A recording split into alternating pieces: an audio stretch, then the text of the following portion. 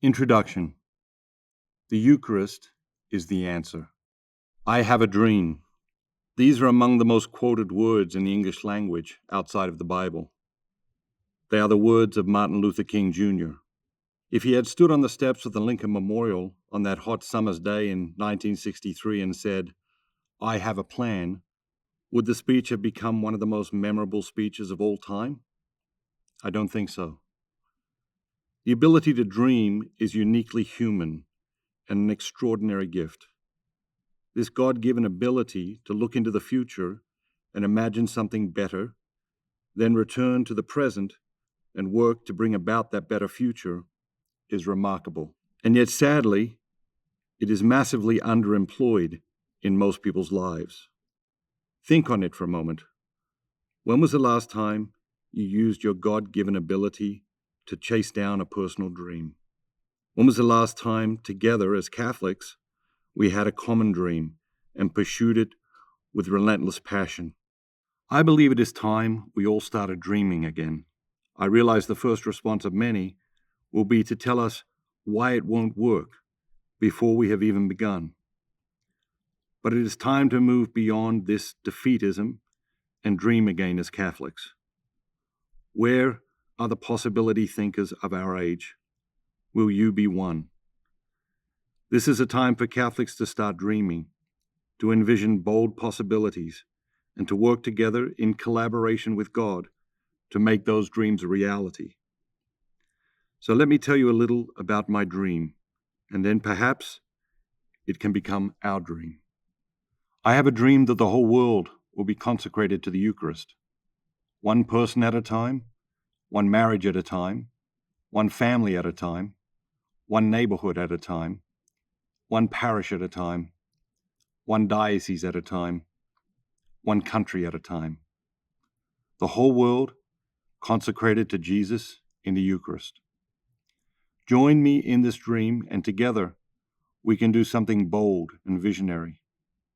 It is a bold dream, but isn't that what is needed? Be bold and mighty forces will come to your aid, was Goethe's insight. Those mighty forces are Father, Son, Holy Spirit, and all their angels and saints. Isn't it time Catholics did something bold? It is my fervent hope that my dream will help fuel your dreams, and together as Catholics, we will become a people of possibility again. What is consecration? Consecration is to devote yourself to God and make yourself 100% available to carry out His will on this earth. It is an act of unconditional surrender to God. Through the act of consecration, we dedicate ourselves abundantly, wholeheartedly, and completely to the will of God, surrender our distractions and selfishness, and promise to faithfully respond to God's grace in our lives. In the book of Exodus, after the incident with the golden calf, Moses realized that the people had lost their way, and he called them together and said, "Consecrate yourselves today to the Lord, that He may bestow upon you a blessing this day."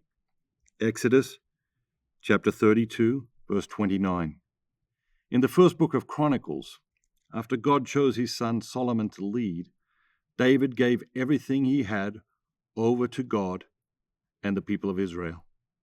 And then he asked, "Who else among you will contribute generously and consecrate themselves to the Lord this day?"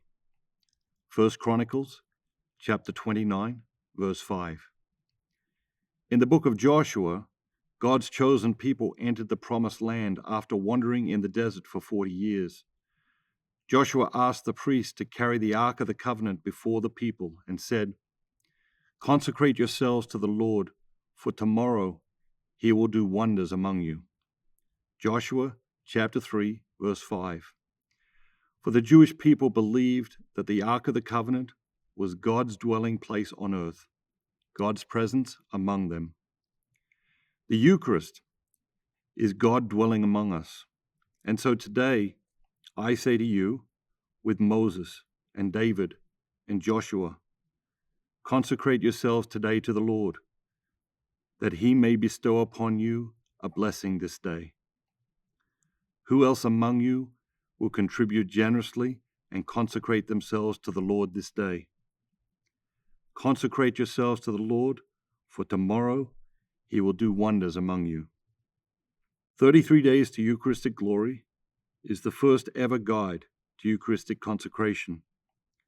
Catholics have consecrated themselves to the Immaculate Heart of Mary, to the Sacred Heart of Jesus, to Saint Joseph, Saint Raphael, Saint Michael the Archangel, Saint Anne, the Holy Spirit, the Miraculous Medal, Our Lady of Guadalupe, the Mediatrix of all grace, Our Lady of Fatima, Our Lady of Lourdes, Our Lady of Czestochowa, Our Lady of Mount Carmel, Our Lady of Sorrows, and to the Holy Trinity. I believe it is time we consecrated ourselves to Jesus in the Eucharist. It is time for a Eucharistic consecration. The incredible journey before you. You're about to embark on an incredible journey. This isn't just another book. It is an invitation to participate in a sacred journey, a spiritual pilgrimage. It's a guide that will lead you to the essence of what it means to be Catholic, and it will change your life in the most marvelous of ways.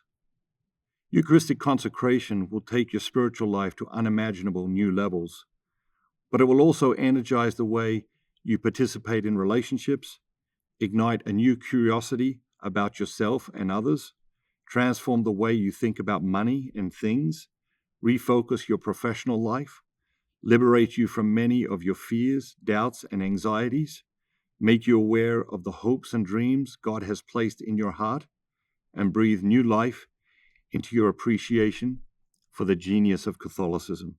Along the way, you will meet many people who desperately need what you are listening to right now. I hope you will share it with them. By sharing this Eucharistic way with others, you will become a Eucharistic missionary, preparing their hearts for Jesus to enter and transform their lives. Crisis of faith. The Catholic Church in America has been in crisis for decades. This is an uncomfortable truth, but one that will not change unless we face it. Modern Catholics are experiencing a crisis of faith. Materialism and secularism have been eroding the faith of Catholics for decades. The result is most starkly recognized in the research that shows only 31% of Catholics in the United States believe Jesus is truly present in the Eucharist. Here are a few more statistics that reveal the depth and breadth of this crisis. More than 50 million Catholics in the United States have stopped practicing their faith over the past 30 years. More than half of all American adults raised Catholic, 52%, have now left the Church. Only 8% say returning to the Catholic Church is something they could imagine doing. We have closed a Catholic parish in the United States every 3 days for the past 35 years. We have closed a Catholic school in the United States every 4 days for the past 25 years. Over the past 50 years, we have lost a Catholic priest from active service every day in the United States due to retirement, death, men who have left the priesthood voluntarily, or those who have been removed. In 1973, there were 58,000 priests in the United States. The average age was 35, and only 10% were over the age of 65. Today, there are 37,000 priests in the United States. The average age is 64, and 40% are over the age of 65. 3,500 parishes in the United States are now without a resident priest. These numbers are real, but statistics are cold. Behind each of these vast numbers is a human being, and a soul, and a family, often a marriage, and more often than that, parents who suffer wondering why their child no longer goes to Mass and what went wrong along the way. We have all been impacted personally by these statistics, but there is another aspect for us to keep in mind as we chart a path forward. I tried to capture it more than 20 years ago in the opening line of the first edition of Rediscover Catholicism. The Church, like so many other things in life, is not so much something we inherit from generations past or take over from our predecessors, as it is something on loan to us from future generations. The Catholic Church is on loan to us from future generations. The negative trends above are only part of the picture. Wherever the Catholic faith is authentically lived out, the genius of Catholicism still has the power to attract people of all ages and help them make sense of life. In 2014, in the United States, there were 708,979 infant baptisms, 44,544 adult baptisms, and 70,117 adults received into full communion. Even more encouraging is the data which shows that 43% of people who consider themselves cultural Catholics, Catholic but not practicing, say they can imagine returning to the Catholic Church in the future. We need to forge the kind of future that will bring them back. It is easy to be critical, and it is even easier to become overwhelmed by the challenges we face. But we all have some responsibility here, and we all have a role to play in renewing the Church in our place and time. In order to reflect upon our role and responsibility, I invite you to reflect upon this question. There are 1.2 billion Catholics on the planet. What would the Catholic Church be like if we multiplied your life by 1.2 billion?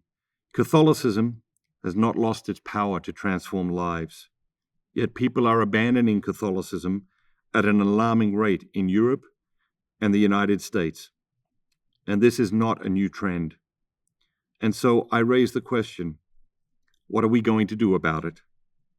The key to answering that question is one piece of data that is more significant than all the data we have reflected upon collectively so far. Note, sources, Pew Research Center, USCCB, CARA, the Dynamic Catholic Institute, and U.S. Census Bureau. Where data is not current year, the year shown is the latest data available. Those who believe don't leave. What is the difference between the people who have left the Catholic Church over the past 30 years and those who have stayed? I believe the answer to this question holds the key to re-energizing the Catholic Church. It would be easy to escape into the complexity of this issue and say there are many differences. We have spent the last 30 years lost down that rabbit hole. It is true. There are many differences between these two groups, but it is equally true, more so in fact, that one difference marks the essential difference between the 50 million people who have left the Catholic Church over the past 30 years and those who have stayed. What is the one thing?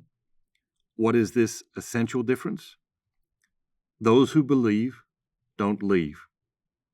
Believe what? Believe that Jesus is truly present in the Eucharist.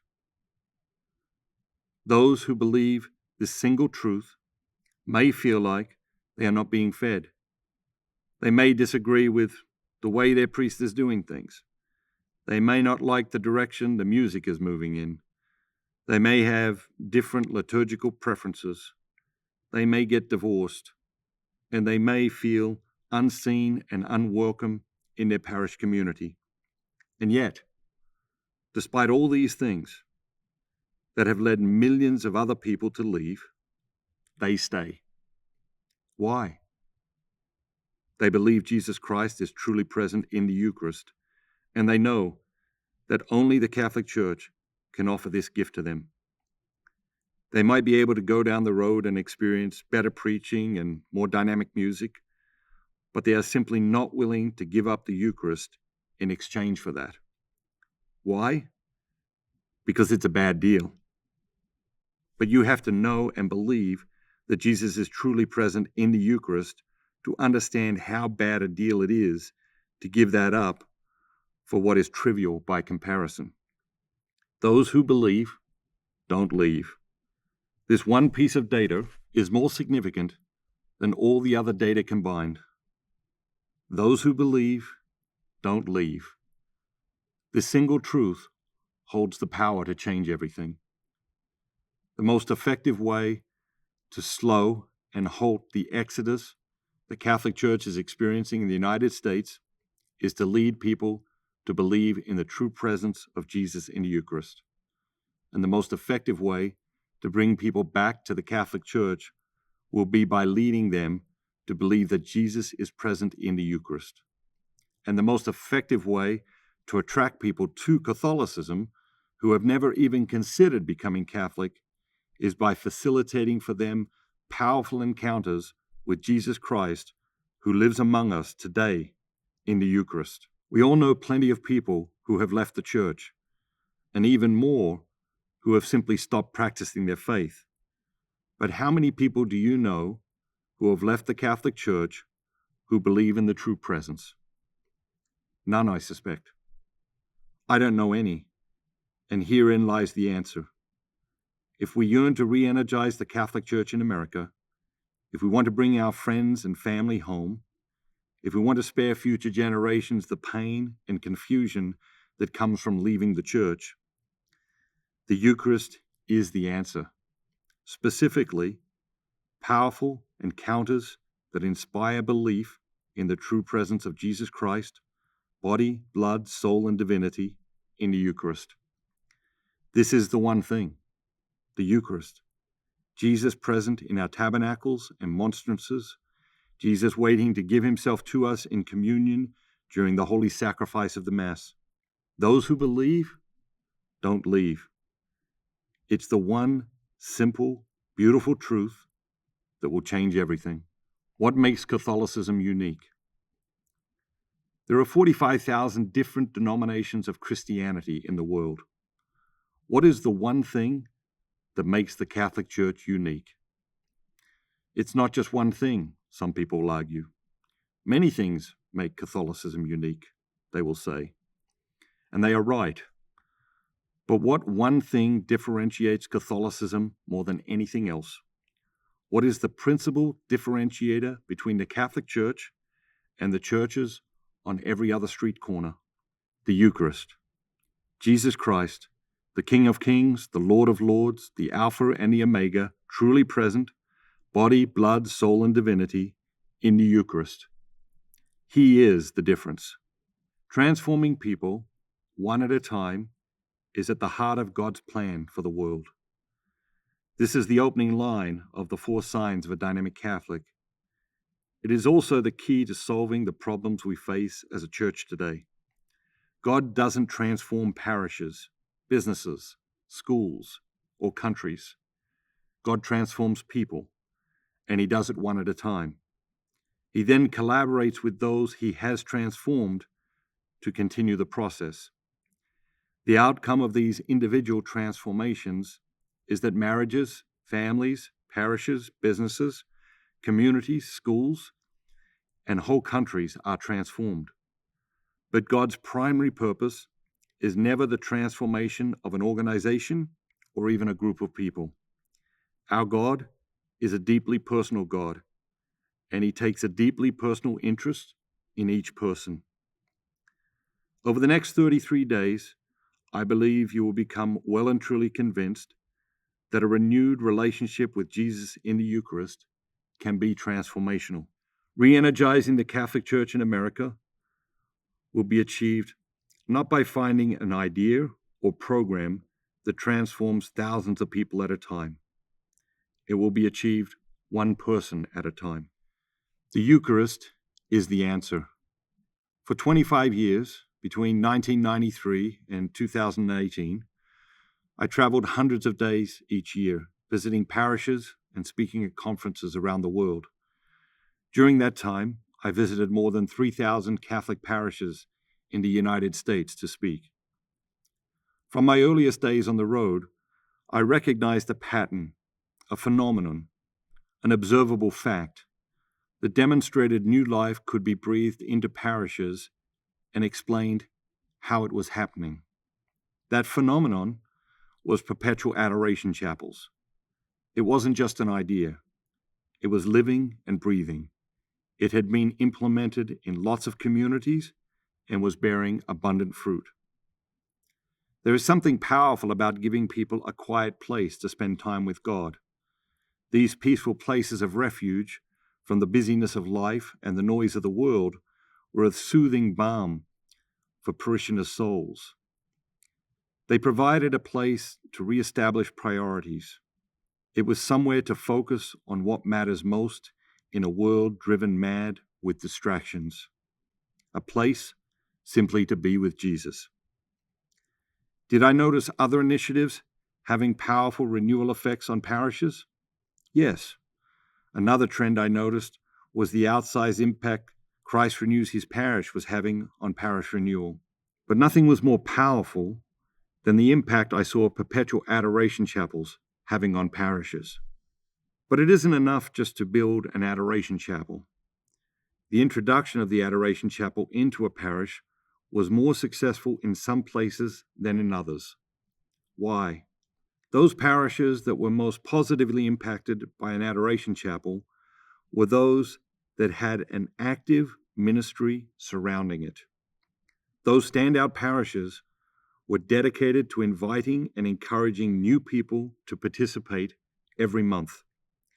They tried to get everyone in the parish involved in some way. Rather than having the same few people who do everything in the parish sign up for the time slots and then putting it on autopilot. I've seen so many lives transformed by perpetual adoration chapels. Those people then engaged in their marriage, family, work, and parish on a whole new level as a result, continuing the ripple effect of Christ's presence in the world. We shouldn't be surprised. It shouldn't be a grand revelation. It should be obvious. Give people the chance to spend time in the presence of Jesus, and their lives will be changed. It's simple, it's beautiful, and it works. Give people the chance to spend time in the presence of Jesus, and their lives will be changed. All those years I spent on the road, I saw more proof of this phenomenon at youth gatherings. Get 1,000 young people together, or 2,000, or 5,000, turn the lights off, light some candles, and set Jesus in the monstrance in an elevated place in the middle of those young people.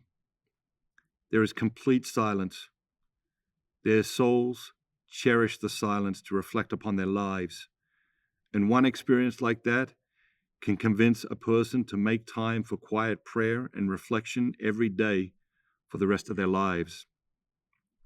We need to create more unique opportunities for people to encounter Jesus. Do the same thing at World Youth Day in Denver, Manila, Sydney, Paris, Rome, Madrid, Rio de Janeiro, Krakow, Lisbon, with hundreds of thousands of young people, and the impact is overwhelming. 5 million young people gathered for World Youth Day in Lanuta Park in Manila in the Philippines, leading Guinness World Records to recognize it as the largest crowd for a live event in human history. 5 million people in contemplative silence amidst a world gone mad. It was awe-inspiring. Many people encounter Jesus for the first time in their lives in adoration. This is where they have their first deeply personal experience of Jesus. They may have heard about Jesus their whole lives. They may have been receiving Jesus in the Eucharist every Sunday.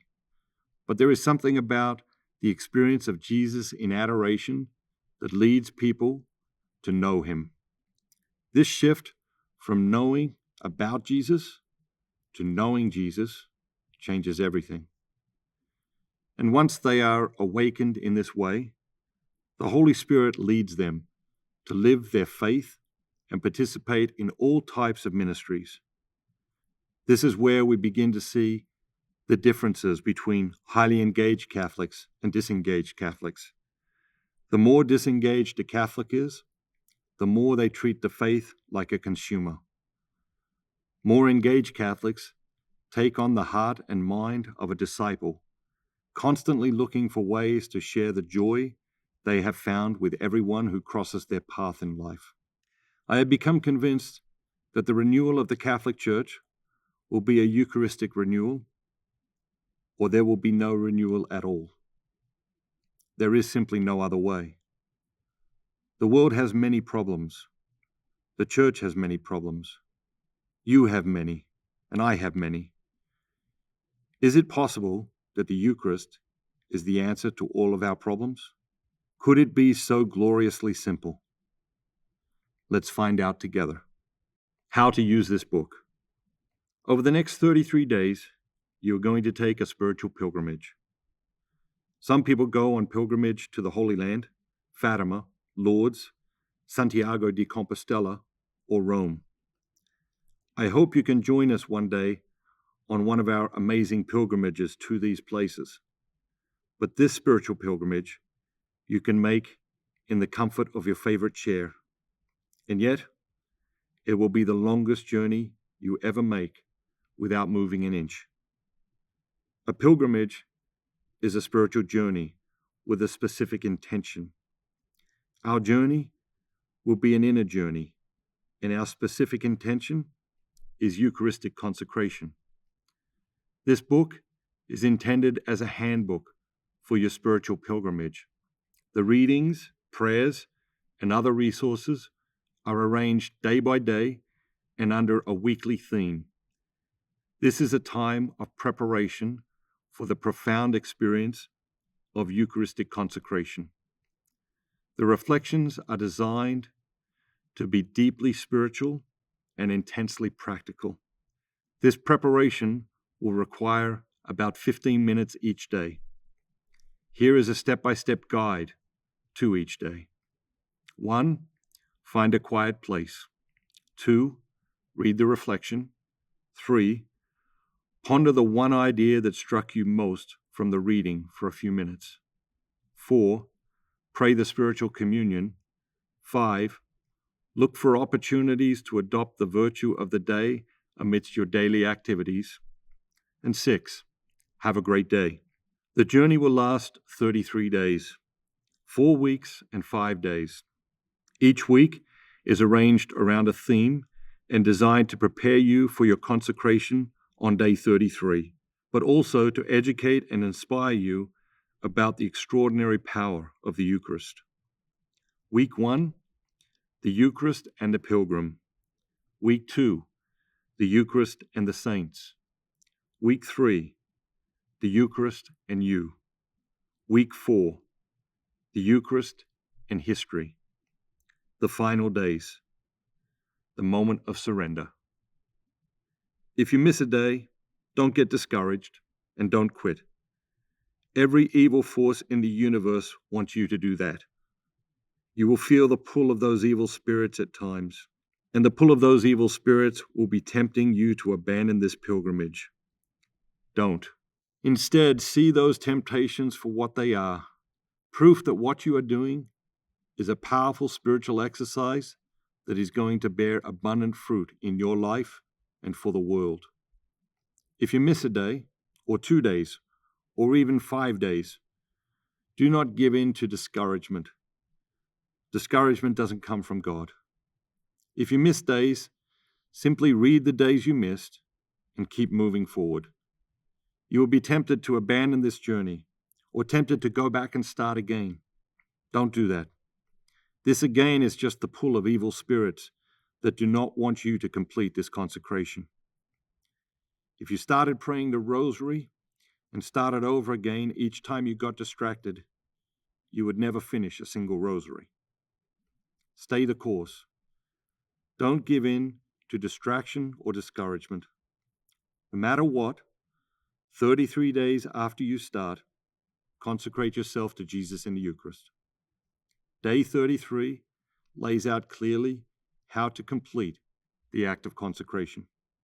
All that's left to do now is select a start date. You can start your spiritual pilgrimage any day you wish. It is, however, tradition to begin on a date that leads you to complete the consecration on a feast day. With that in mind, you will find a chart at the end of this section with some options for starting your journey. More options are available at the website eucharist.us. But keep in mind that the Church honors at least one saint or solemnity every day of the year. Some people like to conclude on the feast day of their favorite saint or the saint they were named after. And if you wish to start today, it is just a matter of calculating which feast day will be your day of consecration. I do think it is good to know before you begin, so you can call on that saint's intercession along the way, especially during moments of difficulty and discouragement. Let the pilgrimage begin. As you set off on your pilgrimage, let me share a short story. Many years ago, I met a Muslim man. We were working together on a project, and we came to know each other. I asked him questions about his faith, and he asked me questions about Christianity and Catholicism. This went on for over 2 years until the project was finished. Throughout this time, there was one question I wanted to ask him, but had held back. On the last day of the project, there was a little downtime in the afternoon, and Providence opened a door. "Can I ask you one more question about your faith?" I began. "Sure, anything," he replied. "We've spoken about Catholic beliefs surrounding the Eucharist. So I was wondering, if you believed you could consume Allah under the guise of bread, what would you be willing to do in order to receive such bread?" He looked at me for a long time. It might have been 5 minutes. It felt like an hour. At first, I thought I may have offended him in some way. But he was a man of deep thought, and it became clear he was seriously considering my question. Then a look came over his face. He cleared his throat, and he said, "If I believed, as you described, I would crawl naked over red-hot broken glass to receive such bread." Quite a contrast to how disrespected the Eucharist is by so many Catholics today. Over the next 33 days, I will be praying and fasting for you. I pray it will be a profound and deeply mystical journey. May the Eucharistic glory of Jesus Christ find a home deep in your soul and remain with you forever. Jesus waits for you in the Eucharist, in our tabernacles and monstrances, and on the altar at every Mass. His message to you is unmistakable. In a world where so many people feel unseen, unheard, and unworthy, Jesus generously proclaims, "I see you, I hear you, I know you. You are worthy, I am with you, I care, I am yours, and you are mine." And this is his invitation. "Come to me, all you that are weary and are carrying heavy burdens, and I will give you rest." Matthew chapter 11, verse 28. Go to him. Seek out time in his presence. Allow his presence to transform you in ways unimaginable. Matthew Kelly.